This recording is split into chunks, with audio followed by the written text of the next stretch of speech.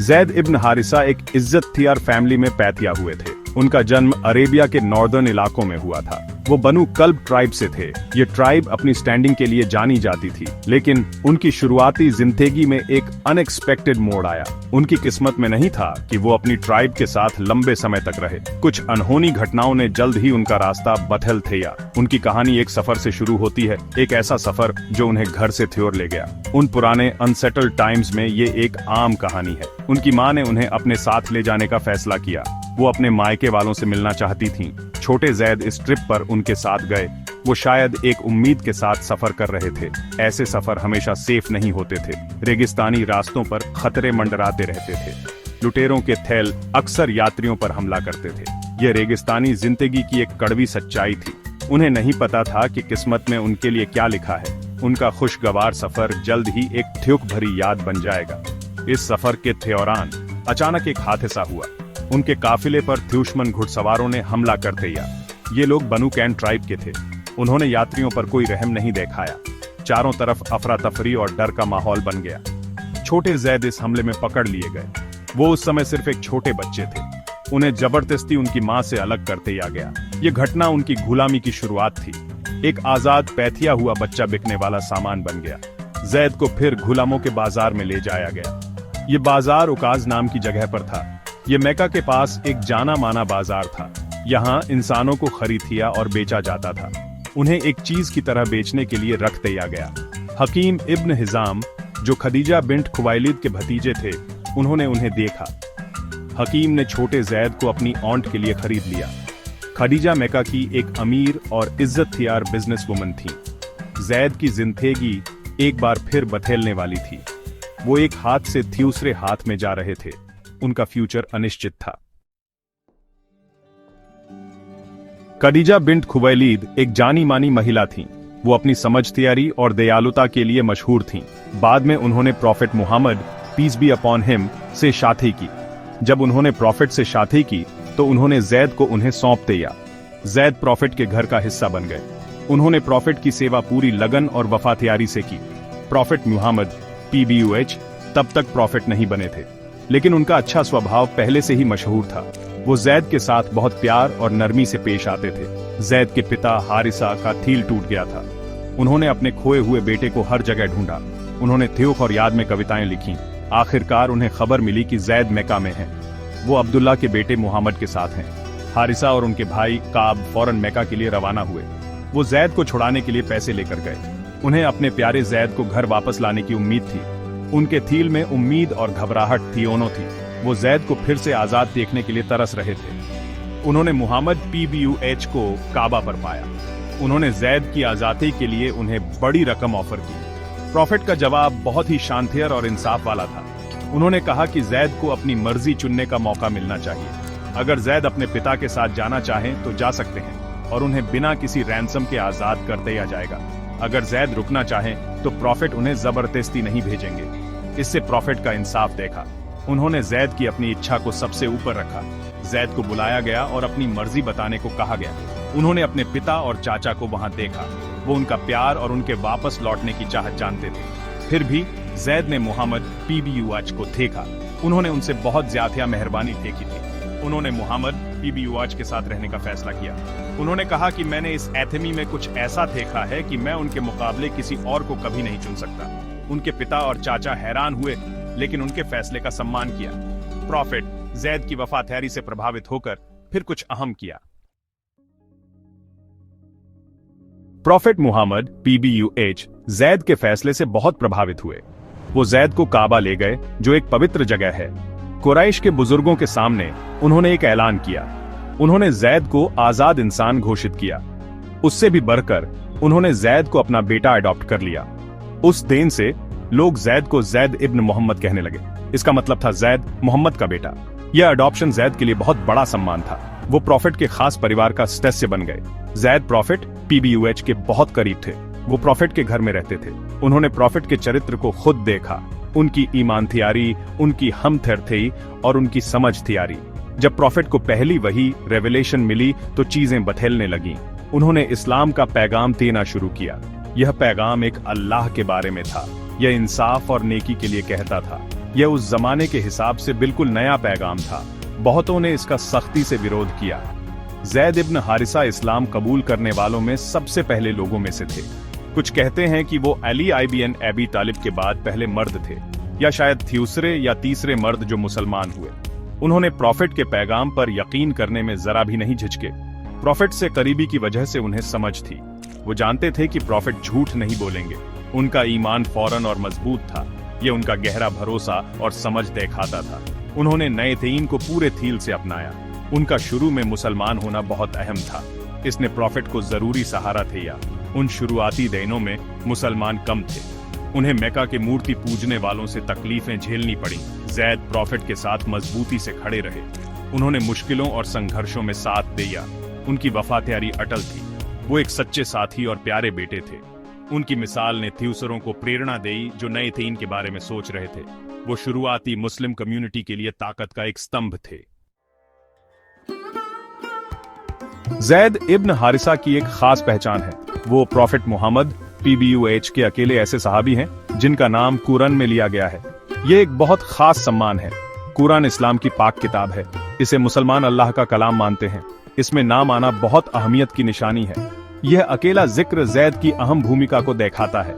यह उनकी जिंदगी की घटनाओं के पीछे अल्लाह की हिकमत की तरफ भी इशारा करता है। यह खास जिक्र सूरा अल अहज़ाब में आता है। यह कुरान का 33वां चैप्टर है। आयत नंबर 37 है। उसमें लिखा है, और याद करो ए मोहम्मद, जब तुमने उससे कहा जिस पर अल्लाह ने इनाम किया और तुमने इनाम किया, अपनी बीवी को अपने पास रखो और अल्लाह से डरो। आयत आगे बढ़ती है और बाद में साफ तौर पर जैद का नाम लेती है। तो जब जैद की उससे कोई जरूरत बाकी न रही तो हमने उसका निकाह तुमसे कर दिया। ये जैद की ज़ैनब बिन्त जहश से शादी की तरफ इशारा करता है। इसका कॉन्टेक्स्ट बहुत जरूरी है। ये आयत एक खास मकसद के लिए नाजिल हुई थी। ये सिर्फ जैद की पर्सनल लाइफ के बारे में नहीं थी। यह एक बड़े सामाजिक सुधार से जुड़ी थी। यह सुधार गोद लिए बेटों के थेरजे के बारे में था। इस्लाम से पहले अरेबिया में गोद लिए बेटों को सगे बेटों की तरह माना जाता था। उन्हें वही सारे अधिकार और पाबंदियां मिलती थीं। इसमें शादी और विरासत के मामले भी शामिल थे। इस्लाम इन रिवाजों में से कुछ को साफ करने और बठेलने आया। जैद की कहानी इस बदलाव के केंथेर में थी। कुरान में जैद का नाम लेकर जिक्र करने का मकसद इस बात पर जोर देना था। इसने हर शक और शुभे को दूर कर दिया। यह दिखाया कि ये घटनाएं अल्लाह की तरफ से गाइडेड थीं। जैद की जिंदगी इस्लामी कानून से जुड़ गई। उनके अपने तजुर्बे एक बड़े कानूनी मकसद के लिए काम आए।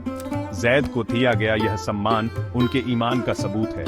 यह अल्लाह की मर्जी के आगे उनके झुक जाने को भी दिखाता है। उन्होंने अल्लाह के प्लान को कबूल किया, भले ही वह मुश्किल था। उनका नाम हमेशा के लिए पाक किताब में महफूज हो गया है। सेक्शन 5, शादी और तलाक में अल्लाह की हिकमत। जैद और Zainab. Prophet Mohammed peace be upon him ने जैद की शादी तय की। उन्होंने अपनी कजिन ज़ैनब बिन्त जहश को जैद के लिए चुना।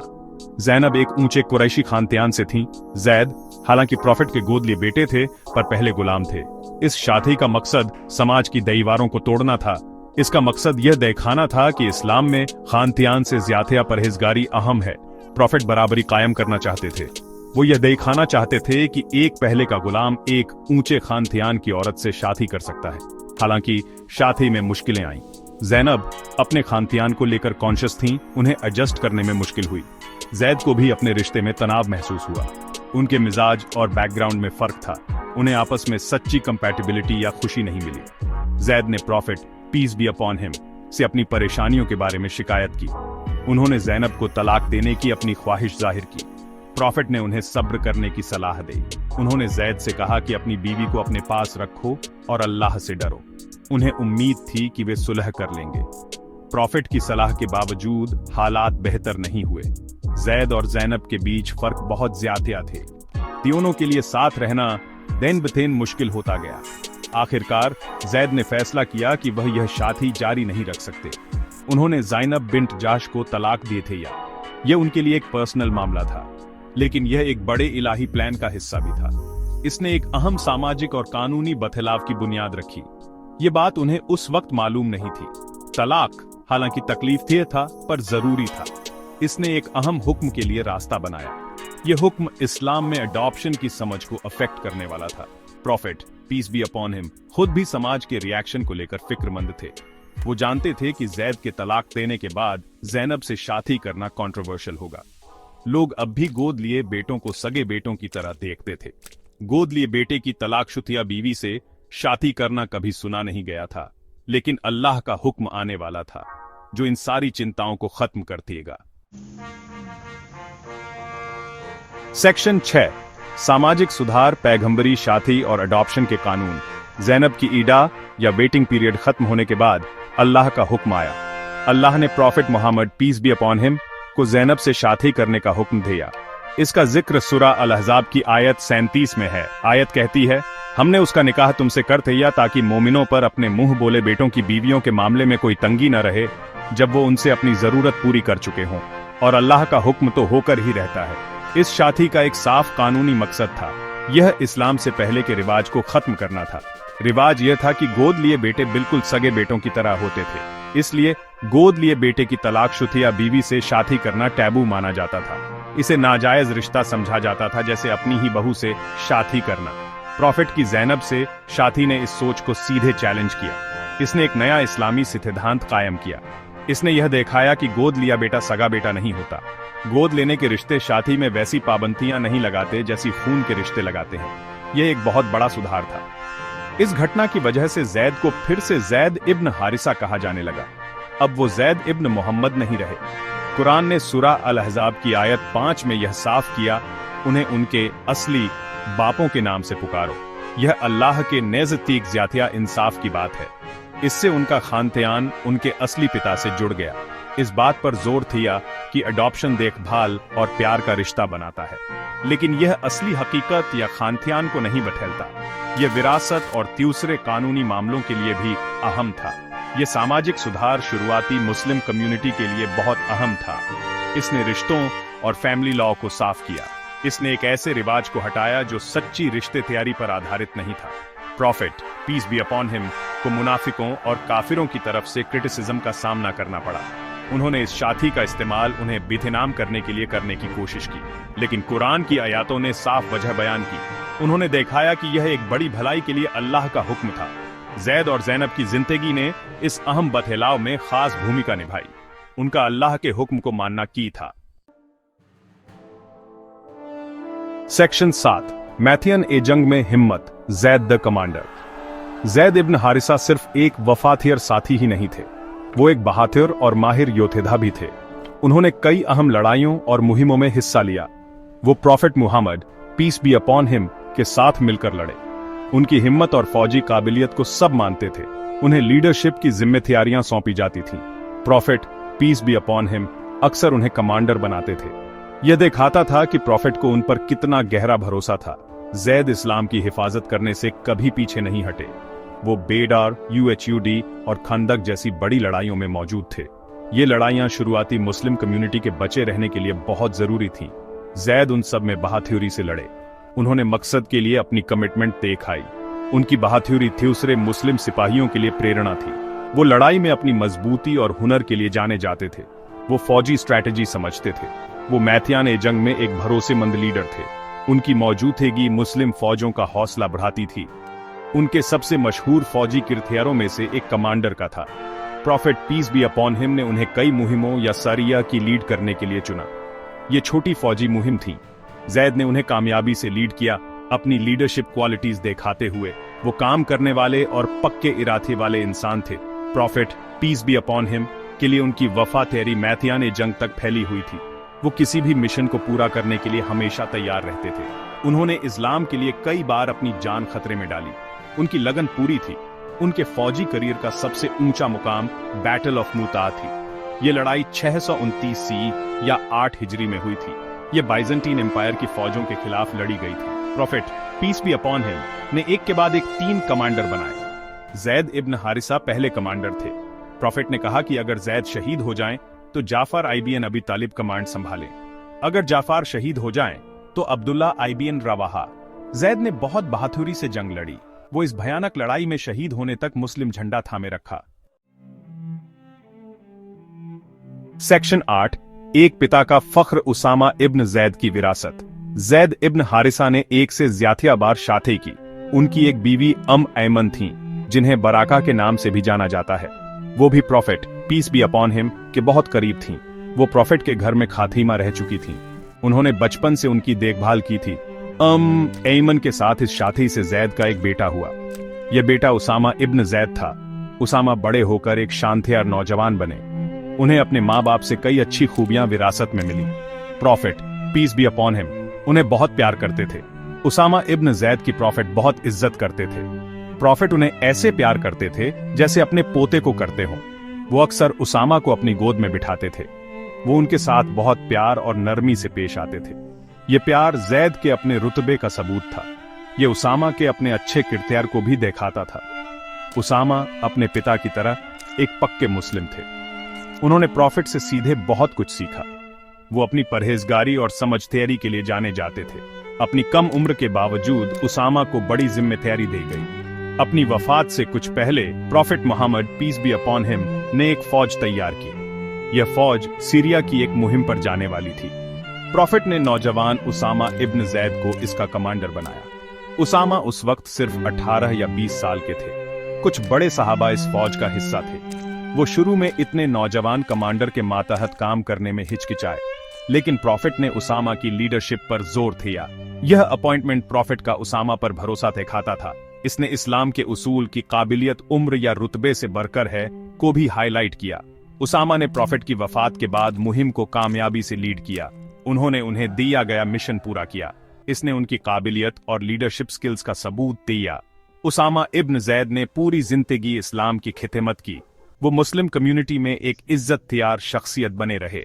वो अपने महान पिता जैद इब्न हारिसा के लायक बेटे थे।